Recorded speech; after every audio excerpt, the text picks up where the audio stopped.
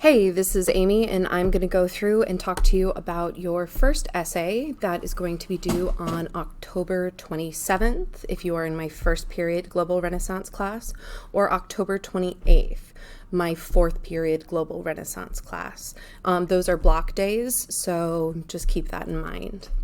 So for this assignment, you guys are going to be writing an analytical essay over Trickster Travels. I'm going to direct you guys throughout the month of October on the process of writing this paper and what I am looking for.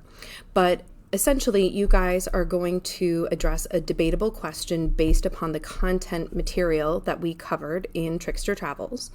You guys will have a historically defensible argument that you are going to support using what you learned in Trickster Travels as evidence. And you don't need to do any kind of outside research or anything for this. If you want to use sources outside of Trickster Travels, please let me know first. Otherwise, I will be taking points if you don't get any outside sources approved.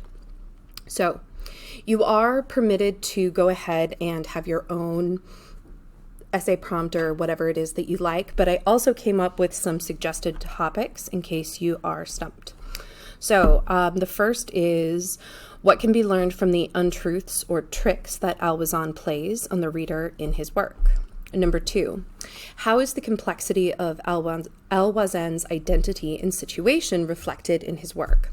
Does it make his work more reliable or less reliable? Do you agree with Natalie Zeman Davis's assertion that Alwazan's Arabic and Islamic world provided several paths to equivalences, or at least to the means to open the border between Muslims and non-Muslims?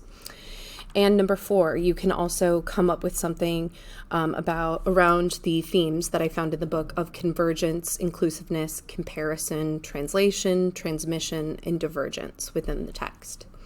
The approved sources are going to be Trickster Travels, obviously, and then any handouts or primary sources that I may have given you over the course of the class. Again, don't use any additional sources that I haven't approved for you. Let's go ahead and take a look at the requirements. First off, if you have any questions about the writing process, you can go here to my writing resources website, and it gives you the general guidelines, video tutorials, stuff like that. But back to the requirements. The first thing you need to have in your introduction of your paper is going to be a thesis statement. We're going to talk about this in class on October 6th, but it is important that you come up with at least a draft of it and have it ready for me to check on October 8th.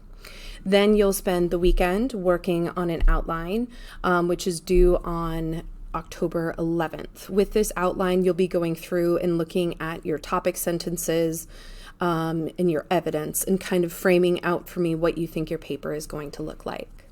The paper should be written in Times or Times New Roman, size 12. It looks just like the document that I have in front of you. Make sure that you have 1-inch margins and have a 2-page minimum or 3-page maximum. And this should also be double spaced. I forgot to include that, so I'm going to add that now. Double spaced. Also make sure that you cite your page numbers. Please use Chicago style footnotes. I have directions on Google Classroom on how to do this. I'll also show you how to do it in class, but it's important that you make sure that you do that. Also make sure that when you are turning in your paper that you do not include this instruction page when you upload your essay to turnitin.com, as it will mark your paper as plagiarized. That being said, make sure that you turn your essay in on the day that it is due to turnitin.com. Then you'll turn in a second copy as a Google Doc, not a PDF, a Google Doc to Google Classroom, because I can't leave inline comments very easily on PDFs. That's very important. So your essay should follow this basic outline. You have an introduction that has your thesis, main argument in there, and then you kind of take us through a brief outline of what your paper is going to look like. Then you have your subsequent body paragraphs where you go through your supporting evidence that basically explains why you think what you think and proves that you are correct. And then you have your conclusion. Here is my late work policy. It's important that you guys know that I have an open late work policy, but you must contact me 24 hours before an assignment is due.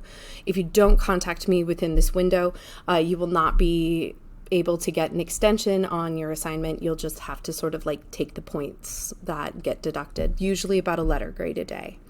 And assignments, as always, are due at the start of each class period and should be submitted through Google Classroom, not emailed to me or anything like that. I hope that helps. Please let me know if you have any questions.